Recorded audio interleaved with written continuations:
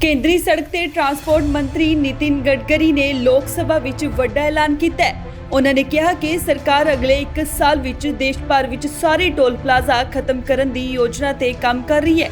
ਉਹਨਾਂ ਕਿਹਾ ਕਿ ਆਉਣ ਵਾਲੇ ਸਮੇਂ ਵਿੱਚ ਲੋਕਾਂ ਨੂੰ ਟੈਕਨੋਲੋਜੀ ਰਾਹੀਂ ਟੋਲ ਅਦਾ ਕਰਨਾ ਪਏਗਾ। ਸੜਕ ਤੇ ਟਰਾਂਸਪੋਰਟ ਮੰਤਰੀ ਨਿਤਿਨ ਗਡਕਰੀ ਨੇ ਦਾਅਵਾ ਕੀਤਾ ਹੈ ਕਿ ਲੋਕ ਉਹਨਾਂ ਹੀ ਟੋਲ ਅਦਾ ਕਰਨਗੇ ਜਿੰਨਾ ਸੜਕ ਤੇ ਚੱਲਣਗੇ।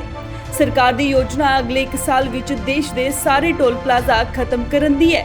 ਨਿਤਿਨ ਗਡਕਰੀ ਨੇ ਇਹ ਜਵਾਬ ਅਮਰੋਹਾ ਤੋਂ ਬਸਪਾ ਸੰਸਦ ਕੁੰਵਰ ਦਾਨਿਸ਼ ਅਲੀ ਵੱਲੋਂ ਸੜਕ ਤੇ ਨਗਰ ਨਿਗਮ ਦੀ ਹੱਦ ਵਿੱਚ ਟੋਲ ਪਲਾਜ਼ਾ ਲਾਉਣ ਦੇ ਮੁੱਦੇ ਨੂੰ ਚੁੱਕਣ ਤੋਂ ਬਾਅਦ ਦਿੱਤਾ। ਕੇਂਦਰੀ ਮੰਤਰੀ ਨੇ ਕਿਹਾ ਕਿ ਟੋਲ ਖਤਮ ਕਰਨ ਦਾ ਮਤਲਬ ਹੈ ਕਿ ਟੋਲ ਪਲਾਜ਼ਾ ਖਤਮ ਹੋ ਜਾਵੇਗਾ। ਹੁਣ ਸਰਕਾਰ ਅਜਿਹੀ ਟੈਕਨੋਲੋਜੀ ਤੇ ਕੰਮ ਕਰ ਰਹੀ ਹੈ ਜਿਸ ਵਿੱਚ ਜਿੱਥੋਂ ਤੁਸੀਂ ਹਾਈਵੇ ਤੇ ਚੜੋਗੇ ਕੈਮਰਾ ਤੁਹਾਡੀ ਫੋਟੋ GPS ਦੀ ਮਦਦ ਨਾਲ ਲਏਗਾ ਤੇ ਜਿੱਥੇ ਤੁਸੀਂ ਹਾਈਵੇ ਤੋਂ ਉਤਰੋਗੇ ਉੱਥੇ ਹੀ ਫੋਟੋ ਲਵੇਗਾ। ਇਸ ਤਰ੍ਹਾਂ ਇੱਕੋ ਦੂਰੀ ਦਾ ਟੋਲ ਅਦਾ ਕਰਨਾ ਪਏਗਾ।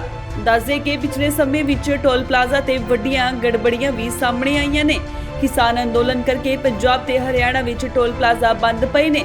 ਇਸ ਲਈ ਸਰਕਾਰ ਅਜਿਹਾ ਸਿਸਟਮ ਲਿਆ ਰਹੀ ਹੈ ਜਿਸ ਨਾਲ ਸੜਕ ਉੱਪਰ ਵਾਹਨ ਚੜ੍ਹਦੇ ਹੀ ਆਪਣੇ ਆਪ टोल टैक्स कटिया जाएगा।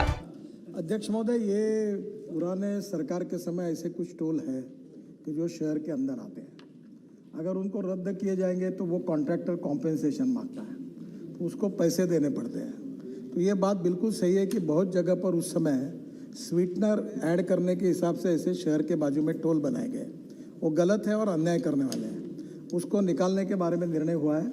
मैं सदन को आश्वस्त कर दूँगा 1 साल के अंदर सब टोल निकल जाएंगे देश के।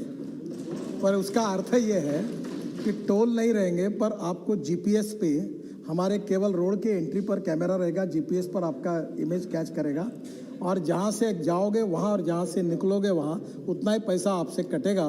ना टोल होगा, ना रोकेगा कोई, ना कुछ होगा। और ये 1 साल के अंदर हम लोग पूरा करेंगे। Bureau report, indoors TV, Australia.